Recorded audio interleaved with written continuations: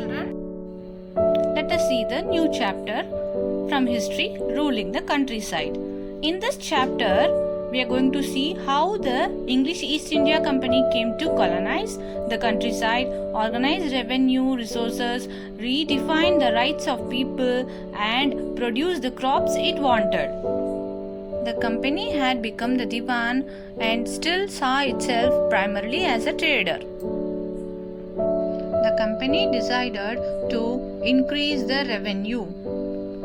So, the company finally introduced the permanent settlement in 1793. The amount to be paid was fixed permanently, that it is not to be increased ever in future. Since the revenue demand of the state would not be increased, the zamindars would benefit from increased production from the land. The permanent settlement, however, created many problems. So, they discovered some of the routes to clear this problem. The revenue had been fixed was so high that the zamindars was found it difficult to pay. Anyone who failed to pay the revenue lost his zamindari system. The new system was devised by Holt Mackenzie, which came into effect in the year of 1822.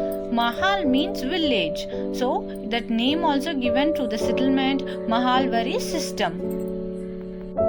Subsequently, the new system developed by Thomas Munro, so this system was gradually extended all over the South India, which was known as Ryotwari system. Ryots means cultivators. Under this system, the cultivators' fields had to be carefully and separately surveyed before the revenue assessment was done.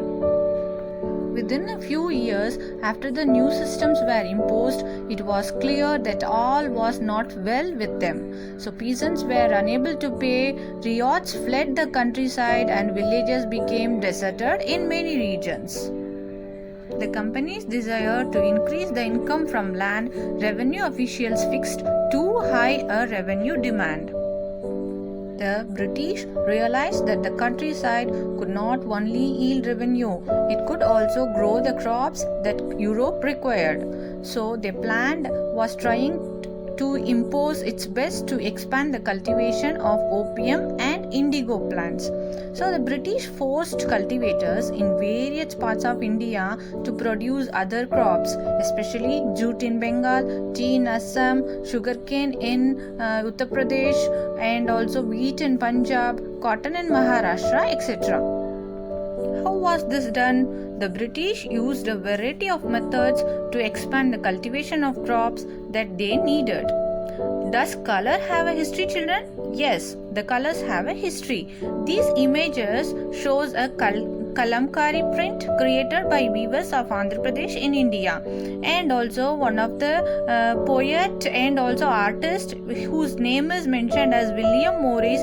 He produced and also created this design. There is one common thing in the two prints.